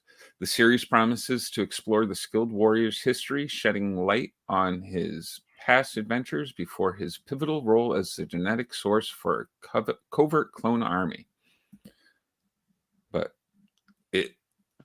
I love Star Wars stuff, and adding to the lore of characters we know is fantastic to me. And on top of it, I believe the writer Ethan Sachs, I believe will be at Terrificon this year, Jar. So if you like this, I believe he's there. Carrie, I feel like we've said Ethan Sachs before, but I could be wrong. But all I know is the artist Luke Ross has done a lot of Star Wars stuff. He's a great artist. So this looks like a dope book. So hey, good stuff. And I mean, if you can't find a copy, just take it easy. Don't lose your head over it. All right, cool. Moving on. You know what, Leo? I'm not even going to say it, but I'm thinking it. So I love it. All right. That's cool. So if I'm caught up now, we're going to talk about Nemesis. Miller World has moved over to Dark Horse, and the first comic to come out of it is a 5-issue series, Nemesis: A Rogues Gallery, with art by Valerio Giangiordano and Lilo Ridge. Miller first introduced Nemesis, the world's most evil superhero, with artist Steve McNiven over at Marvel back in 2010. He then popped back up at Image last year with artist Jorge Jimenez in the short series Nemesis Reloaded. Yes. And most recently with Pepe Larraz in his Big Game crossover event. So Rogues Gallery will be released on July 24th. And the last cover that we have here, the pink one, is the variant cover by Jay Lee, covered by Jun Chung.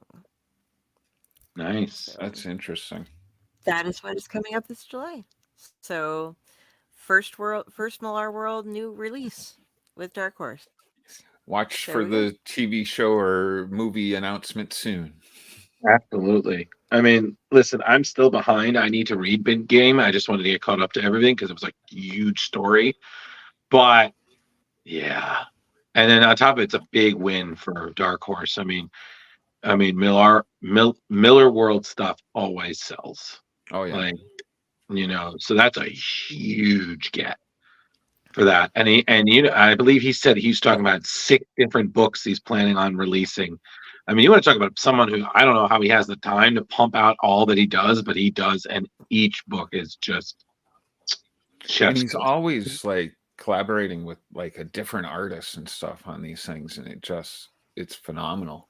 He just happens to pick the right artist for each story. It's amazing. Yep. All right. So that's awesome. Please keep an eye on that in July, everybody. What's next, Leo? Okay. So ton of pictures with this one. I'm going to try to do both as best as I can.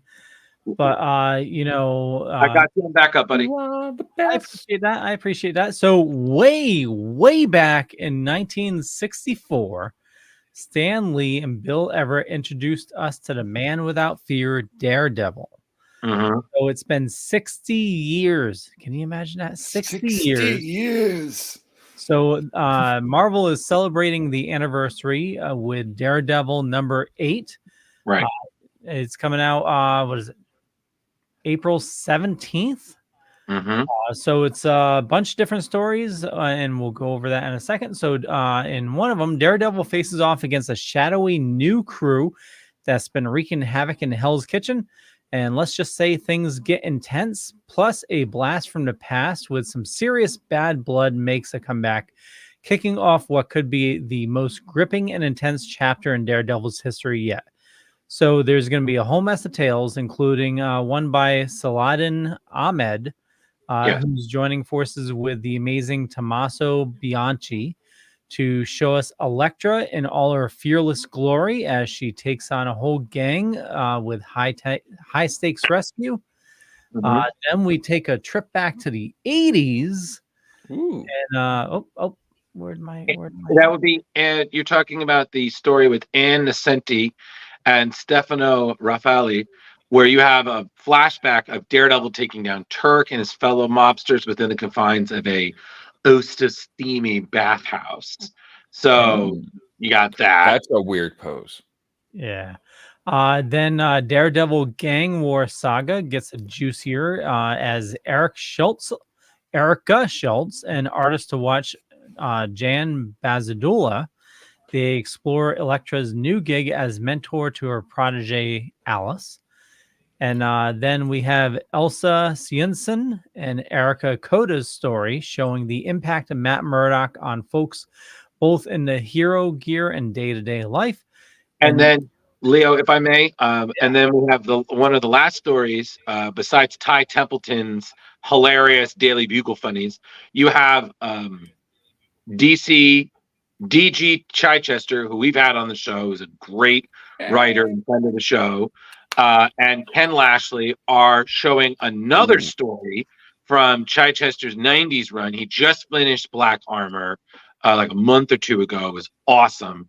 Thoroughly appreciate that. I know he also was at a con recently. A lot of good fun there. It's going to be a showdown between the Daredevil and the Punisher, which was also a crossover that we saw in the first arc of Chichester's landmark 90s run. So, more armor. Yeah. More armor.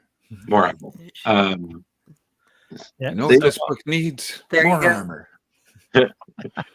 Yeah. One of those Yeah, covers looked Daredevil. really strange.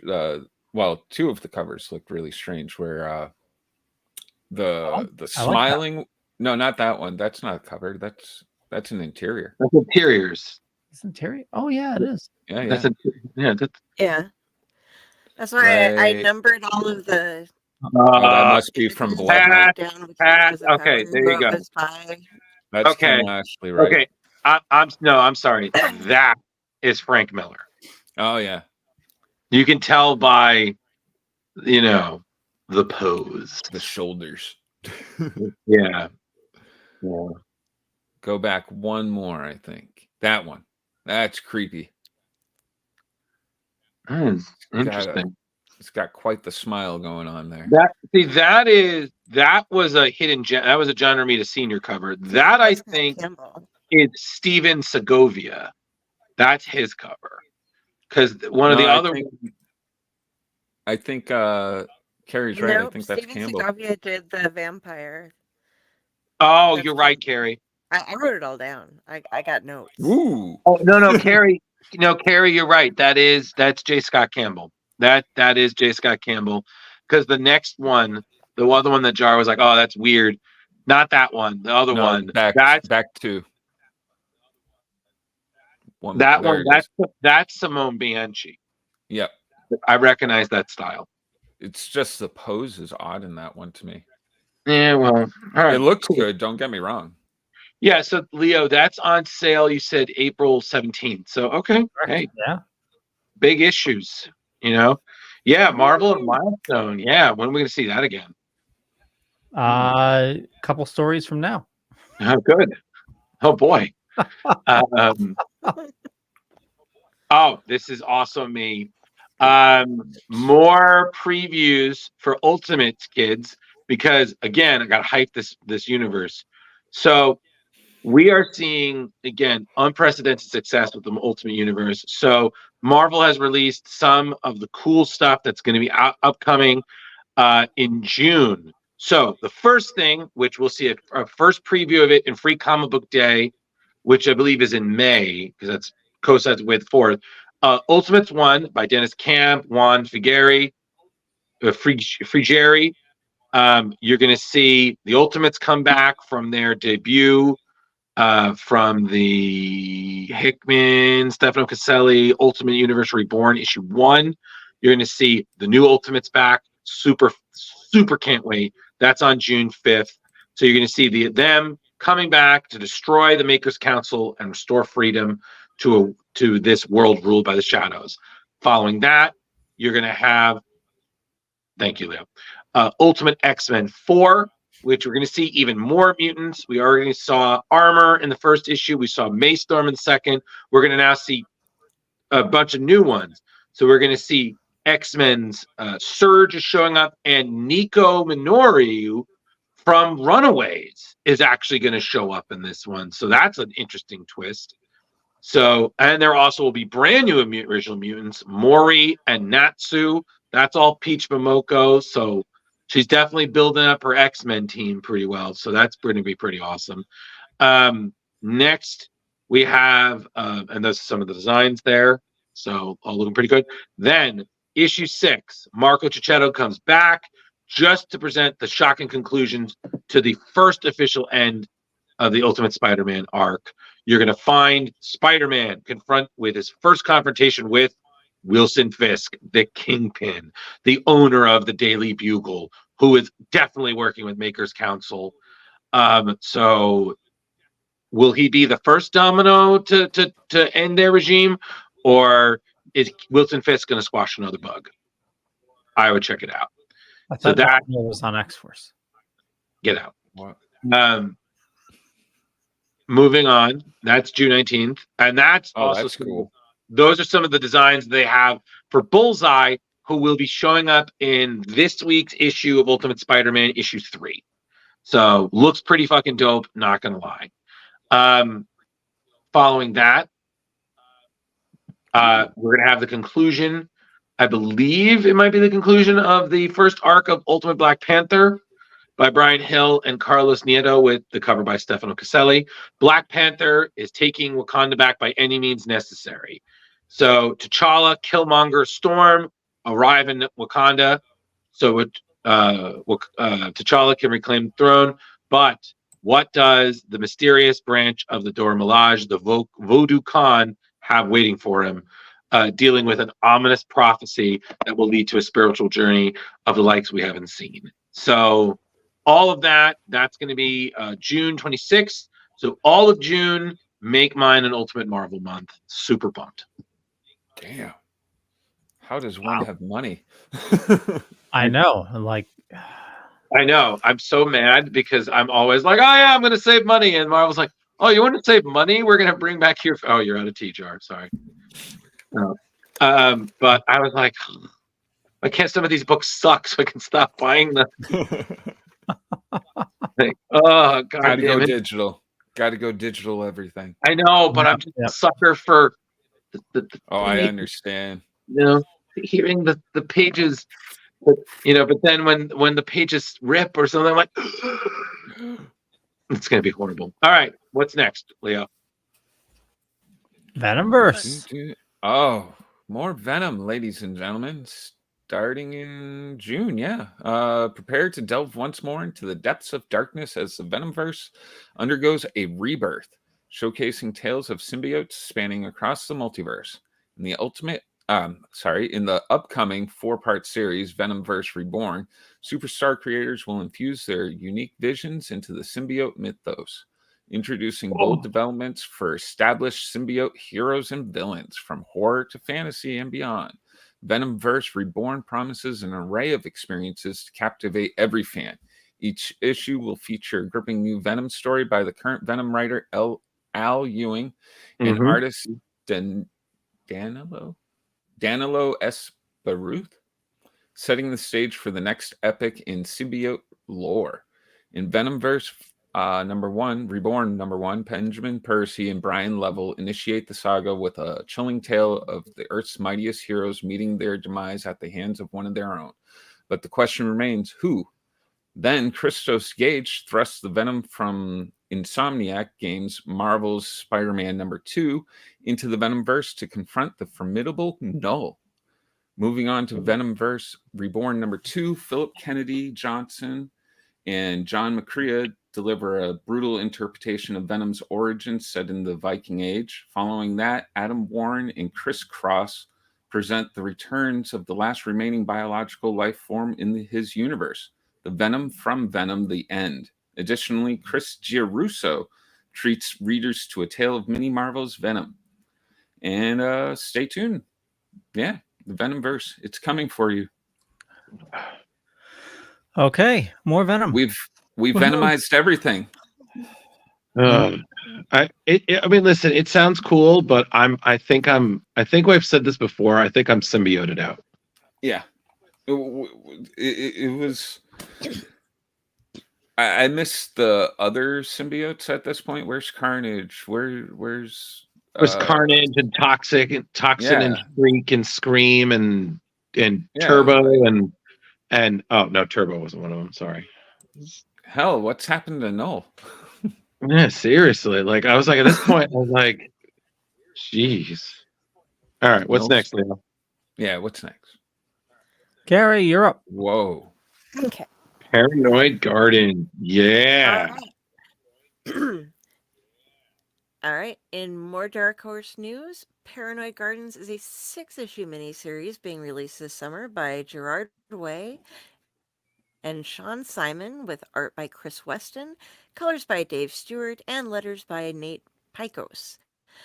Issue #1 will feature a die-cut cover with art by Weston and a variant cover seen here by Motohiro Hayakawa. Successive issue variants will feature artwork by Glenn Fabry, James Stocco, Trad Moore, Alice Darrow, and David Mack. The story basically features Lou, who is a nurse at a care center that is busting at the seams of reality. Filled with mentally ill superhuman, supernatural, and alien patients, the apparently sentient facility is staffed with equally bizarre beings. Lou is following a calling she feels to find out all of the secrets it holds. In order to do so, she must overcome corruption, cultists, and her own personal issues. Much effort has been put into this work to make it truly unique and an insane experience by a team that really loves working together. If you're a fan of Tales from the Umbrella Academy, You Look Like Death, or The True Lives of the Fabulous Killjoys National Anthem, this is going to be right up your alley, and you can get it July 17th, 2024. It is currently available for pre-order for $4.99. And this it looks to me like it's going to be a lot of fun. You're like, you gotta go get your pudding, Mr. Superman. Like they're having like people with like superpowers and mystical supernatural creatures having these huge mental breakdowns. And it's like, Nosferatu, I told you, if the skin is green, the blood is mean. We don't do that here. These are my. The thing that I'm still dealing with is that while I knew of Gerard Way as a musician, it was amazing to learn that he was a really good comic book writer. Like I've read all of his Umbrella Academy. It's wonderful. A friend of mine who's a big MCR fan swears by Killjoys. Like he's a really good writer. And I was just like, to hear that Dark Horse was doing another project with him, I was like, wow, this is awesome. And it sounds really weird and wonderful in a kind of way that makes sense. Does that? Yes. Cool. If Jar gets it, then I'm sure. One of those covers reminded me of Mad Magazine, the second one. Yeah, it had that kind of vibe. Like, can I fold it together and make one big picture? I don't know. I don't know. I just have to say I need either new glasses or I'm ultra tired because I could have sworn that said Polaroid Gardens. Oh my God. Yeah. No, that's fine. I think Leo, I think it's a bit of both. So what's for the next one? Because that means we're getting closer to you getting some sleep. Yeah. So Okay. Marvel, we for another anniversary, the giant size comics are hitting 50. So they're celebrating with a bang, another bang. So for every month this year, we're getting a brand new giant size comic featuring our favorite superheroes. Yeah. So the lineup is a throwback to the massive giant size comics from the 70s, but Mhm. with all the modern twists you love, big changes, new faces, huge moments. Coming in June, the Daredevil team, writer Saladin Ahmed and Mhm. artist Paul Davidson are dropping a huge issue with giant size Daredevil #1. So here's what's happening. Matt Murdock, aka Daredevil, if you didn't know, he isn't just a superhero anymore. He's also Hell's Kitchen's latest priest. Mhm. Really? Yeah, so it's not all peace and sermons. There's also a spooky mystery happening. Dark Force's link to the 7 deadly sins are after Matt and his crew, and they've got their eyes on the big bad Kingpin. So yeah, it's gonna get crazy. Kingpin's walking the streets, more dangerous than ever, and ready for a showdown. This is coming out on June 12th. And like all of next year's giant size installments, giant size Daredevil #1 will boast a cover by superstar artist Brian Hitch and a reprint classic adventure of Frank Miller's Daredevil #170. Oh wow. The Kingpin Must Die. And yeah, so starting in June. I don't know. Can I just say, like, I've read a nice chunk of these giant size comics. Some of them are fine, but I feel like it's just another sales gimmick. Oh, it If I can absolutely is. be All of totally this is, honest. dude, all of this is a sales gimmick. No, I know. I'm just saying, like, I remember like how much they were hyping that Ultimate Spider-Man one, with Miles meeting Venom, and that was fine. And I read the Fantastic Four one. I was like, okay, this is good, but nothing has been like, oh my God, like, Nothing groundbreaking or anything. well, yeah, because I remember the reason that giant size were things because they were given extra pages to tell more of a story. So it just, to me, I was just like, okay, like, you have all this giant. Oh no. We lost Drew. That's just me. I don't know. But what's next, Leo? No, this is you. That's you. Oh. All right, moving on to the next news. Drifter. You're up, Drew. Oh yeah, this looks awesome. So this is the guitarist from Fall Out Boy, Joe Troman, is teaming up with his former collaborator, Brian Posen, who I know especially as a comedian, brief star on The Mandalorian, and for working with Jerry Dugan and Deadpool. It's Posehn. Posehn. Oh, Posehn? Oh, okay. Posehn. Posehn. All right, whatever. Posehn in the membrane. Get out. They're writing a new comic series called Rifters. This is to be published by Image and featuring artwork by TMNT artist Chris Johnson. That essentially the premise is it's a bunch of cops who solve crime related to time travel. It's been described as pure fun, pure escapism. It's basically everything that Troman and Posehn loved about 80s and 90s sci-fi comedy and police procedural. They've worked together before on the comic series The Axe. They also collaborated on Posehn's 2020 album Grandpa Metal. This will be released June 12th, and if the art and covers look anything, this is going to be a great book. So Looks cool. I like the idea too. The whole time traveling cops, and there's a lot to do there with the buddy cops and everything. Absolutely, and I was like, I loved the absurdity of Time Cop. I enjoyed the ridiculousness of Mark Miller's Chrononauts. So to me, I was like, this just is going to fit right in. So I'm all for it. So Rifters, everybody, June 12th this year. Very cool. Looks good. Mhm. Speaking of time travel, looks like the new Doctor Who is all about time travel. Oh, Isn't okay. Doctor Who always about time travel? I don't know. The Why, wibbly wobbly it- thing. Yeah, Time travel, aliens, robots. I could be Wobbly, wrong. timey-wimey. Yeah, Yeah. timey-wimey. That's what it is. Yeah. Yeah, it seems Sorry, like I'm it's not a more- Hooster. or Whovian. Whovian. Oh, It's my a bad. Whovian movie. Yeah, no problem. Seems like it's leaning more heavily towards time travel. I only Do they brought all it up. come from Whoville? Do What? Whovians live in- And what's next, Leo? Oh, it's yeah. my turn again. Thanos. Thanos.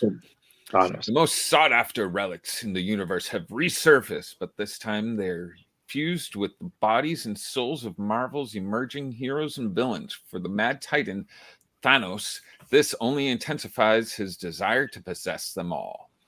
Beginning with June's Thanos Annual #1, embark on a cosmic journey across 9 annuals. Wow, that's a lot. Witnessing a new Infinity Saga unfold. Esteemed icons and rising stars clash in an epic battle to either contain or seize the boundless powers of the Infinity Stones. This blockbuster summer event will determine the fate of the stones and lead to the formation of a new team, the Infinity Watch. Leading the Infinity Watch crossover is renowned writer Derek Landy. You know him from Captain America, Iron Man. Landy not only pens pivotal characters of the event, but also collaborates with artist Sarah Pichelli on backup stories in each annual. These stories delve into the creation and pursuit of the enigmatic Death Stone bearer to be unveiled in Thanos Annual #1. The saga revisits past Infinity Stone narratives and reintroducing recent bearers such as Star, Overtime, Prince of Power, Quantum, and Multitude. Additionally, it introduces readers to the new Mind Stone bearer for the first time as these individuals grapple with their newfound godlike abilities and face distrust from their peers. Thanos, fresh from his transformative journey in Christopher Cantwell's recent Thanos Limited series, embarks on a violent quest to fulfill his dark destiny once more. So, I like anything with Thanos in it. I was very excited when Marvel announced him as the big bad for the first series of movies and stuff. Right. It was very cool. I've got a bunch of his toys hanging on my wall right over there, and I like anything that has to do with the Infinity Stones and stuff. I think it's really cool. Really cool cosmic stuff. I'm like, oh, here we go, another Infinity Watch. So, well, yeah, it's the '90s reborn. No, I know, but I was just like, at least they're doing something different with it. Oh, look, Carrie's got a cool Infinity. I have a Infinity cup. I have an Infinity kitchen glove. I had one of those. You're not really supposed to use those around for hot things. No, you're not. And Leo's got a rock because he's our Charlie Brown. Oh God, I broke Carrie. Okay, we're in the final countdown, the last 3 stories. So let's crank them out. Carrie, you're up. Yes. Bam! All right, heading over to Boom Studios, we have a new gritty noir mystery series by writer Peter Milligan and artist Raul Fernandez.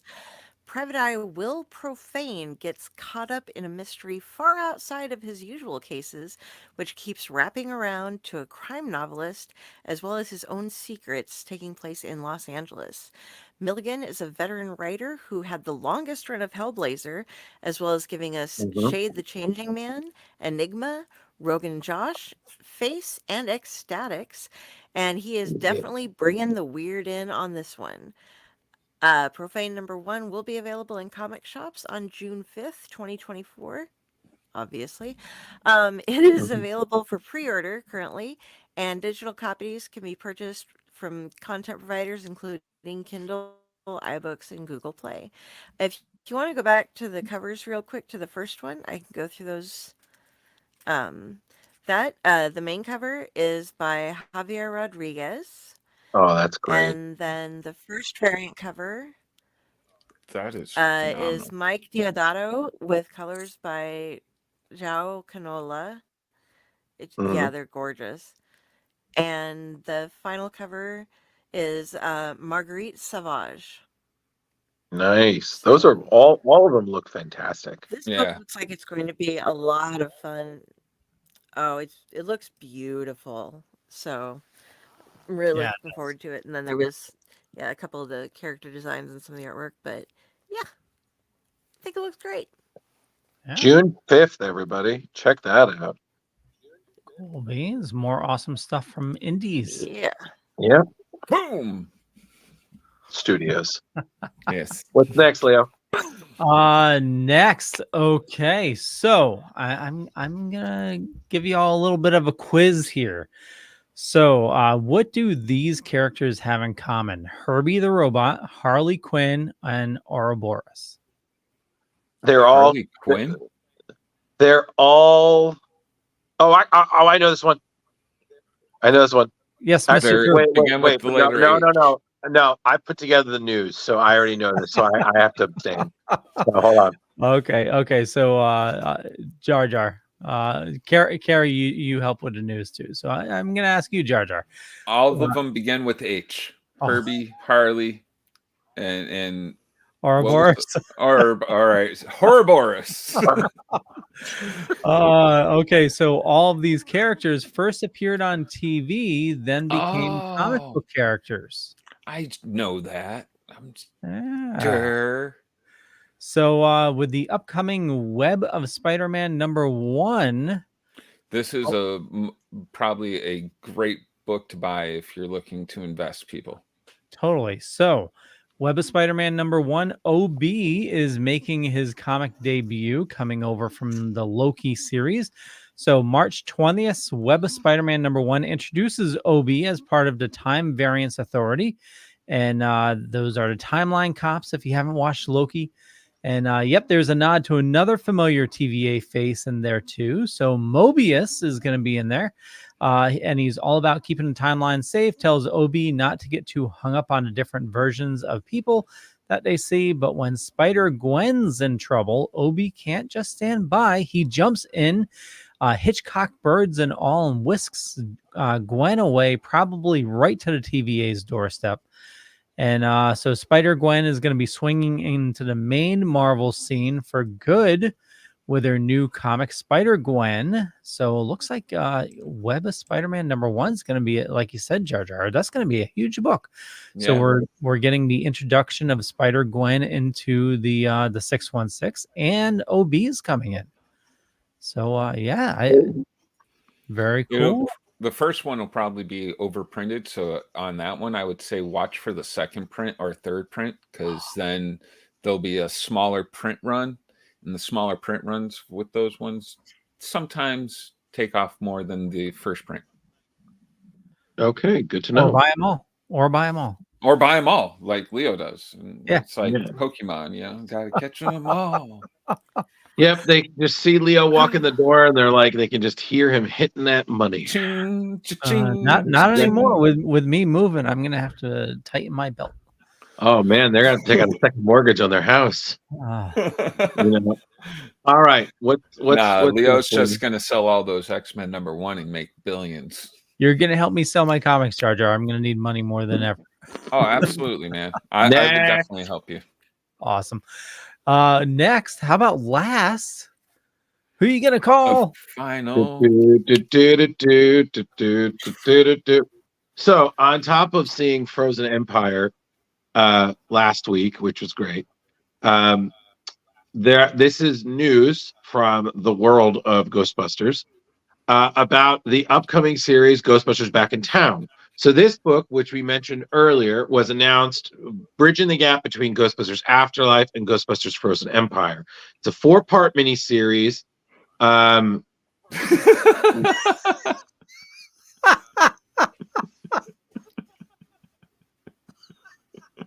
Oh, Gary! Oh, awesome!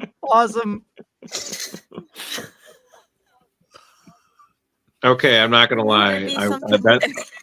bet Carrie, I'm not gonna lie. Well played. Well played, Carrie. Bravo, Carrie. Bravo. Well done. That stunned me. You. So,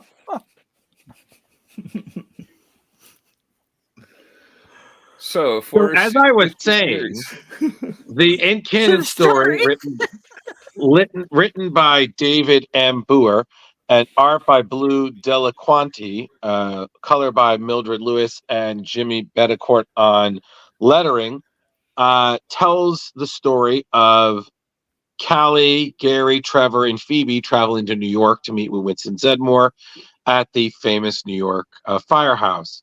But of course, ghost busting on top of the changing dynamic is going to get in the way. And that's, of course, what one sinister paranormal force is counting on. So, again, this is taking place in between the years for. In between both the movies. And Jason Reitman and Gil Kennan, who were the writers of the new movie and also helped write Afterlife, were kind of the consultants on the whole project. So there's going to be two separate covers. The first one by Kyle Lambert shows the Spangler's arrival at Hook Ladder 8. So that's the one right there.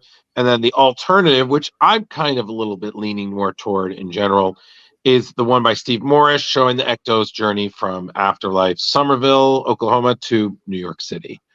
Both of them look great. I think it's going to be a great story. It's only 4 issues, kind of filling in those gaps. And despite what these idiots think, I am in no way involved in the book, but should I find myself in it, I wouldn't say that that's the worst thing ever. Well, we can just put you up there with Herbie and Harley. Yeah, there you go. Personally speaking, I loved the movie. I thought it was just like an extended Real Ghostbusters episode. It was a solid watch. Questions. Yes, Jar, you can send them to me later. But I enjoyed it. I know that it's got a bit of a mixed review, but it's been doing pretty well in theaters. Oh, I enjoyed it. I just want to point out, I think it's great that both older fans and now younger fans can get the experience of seeing a Ghostbuster movie in theaters, because that is always great. And the treatment of Star Wars. Yep. And it's fun. Yeah. I don't understand the hate for it. I saw some people are like, it takes itself too seriously. I didn't get that at all. I thought I laughed a bunch and I teared up at the end. There you go. Yeah. So that's basically it for news, everybody. That's the news. That's the news. Who's so we're news? gonna. So it's my news. That it's clearly it's the bear in the big blue house. So that's fine. I know it is getting late, so we should wrap things up unless you had something else there, Drew. No, I have nothing else. I just wanted to say that, as always, we're concluding another great month. We had a lot of great guests this month.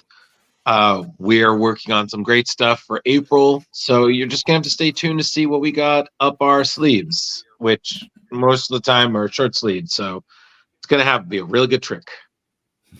Awesome. Well, with that, I'm doing this wrong. Up. Anyway, you know me. Google me. I'm tired. It's been a lot. I'm friggin' exhausted. Leo, Well, just say your bio and then move on. Yeah, it's in the info down below. Carrie. Above. Hey everybody, look for me, Carrie Sanders, on Facebook. Everything is there. It spreads out. I'm here with these guys. I'm also over on the Hour Light Network. We counted the other night. We have like 14 different shows running there currently. I'm not on all of them, thank God.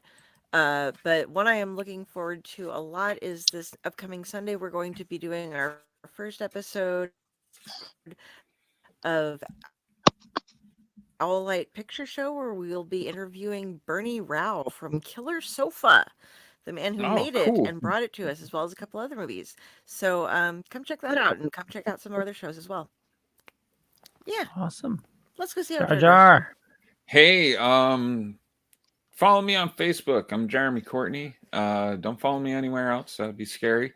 If you're into anime and gaming and the such, mainly if you're into video games, I would definitely check this out.